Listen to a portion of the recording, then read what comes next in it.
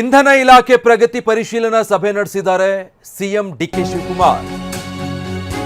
ಮಳೆ ಕೊರತೆಯಿಂದ ವಿದ್ಯುತ್ ಉತ್ಪಾದನೆ ವ್ಯತ್ಯಯ ಆಗೋ ಸಾಧ್ಯತೆ ಇದೆ. ಮುಂಜಾಗ್ರತಾ ಕ್ರಮ ಕೈಗೊಳ್ಳಿ ಅಂತ ಸಿಎಂ ಡಿಕೆಶಿ ಸೂಚನೆ ಕೊಟ್ಟಿದ್ದಾರೆ. ತುರ್ತು ಕಾರ್ಯಯೋಜನೆ ರೂಪಿಸೋ ಜೊತೆಗೆ ಸಂಗ್ರಹಣೆ, ಇತರೆ ಮೂಲಗಳ ಉತ್ಪಾದನೆಗೆ ತುರ್ತು ಗಮನ ಹರಿಸಬೇಕು. ಬರ ಪರಿಸ್ಥಿತಿಯನ್ನು ಎದುರಿಸುವುದಕ್ಕೆ ಕೈಗೊಂಡ ಕ್ರಮಗಳ ಬಗ್ಗೆ ಮಾಹಿತಿ ಕೊಡಿ ಅಂತ ಸಭೆಯಲ್ಲಿ ಕೇಳಿ ಮಾಹಿತಿ ಪಡ್ಕೊಂಡಿದ್ದಾರೆ ಮುಖ್ಯಮಂತ್ರಿ ಡಿಕೆ ಶಿವಕುಮಾರ್. ಸಾರ್ವಜನಿಕ ಬಳಕೆಗೆ ತೊಂದರೆ ಆಗದ ಹಾಗೆ ಕ್ರಮ ಕೈಗೊಳ್ಳಬೇಕು ಅಂತ ಅಧಿಕಾರಿಗಳಿಗೆ ಇದೇ ಸಭೆಯಲ್ಲಿ ಸೂಚನೆ ಕೊಟ್ಟಿದ್ದಾರೆ. ಇದು ಇಂಧನ ಇಲಾಖೆಯ ಪ್ರಗತಿ ಪರಿಶೀಲನಾ ಸಭೆ.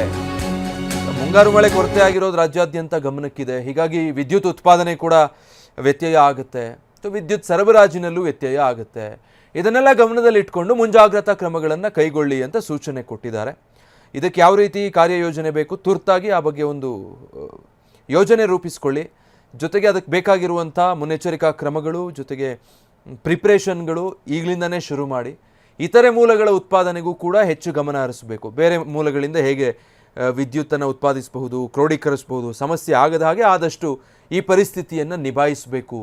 ಬರ ಪರಿಸ್ಥಿತಿ ಎದುರಿಸೋದಕ್ಕೆ ಕೈಗೊಂಡ ಕ್ರಮಗಳ ಬಗ್ಗೆ ಕೂಡ ಹೇಳಿ ಅಂತ ಹೇಳಿ ಸಭೆಯಲ್ಲಿ ಸಿಎಂ ಡಿಕೆ ಶಿವಕುಮಾರ್ ಮಾಹಿತಿ ಪಡ್ಕೊಂಡಿದ್ದಾರೆ. ಯಾಕಂದರೆ ಈಗ ಗೃಹಜ್ಯೋತಿ ಕೊಡಬೇಕು, ಈಗಾಗಲೇ ಅದರ ಮರುಪರಿಶೀಲನೆ ಒಂದು ಕಡೆ ನಡೀತಾ ಇದೆ.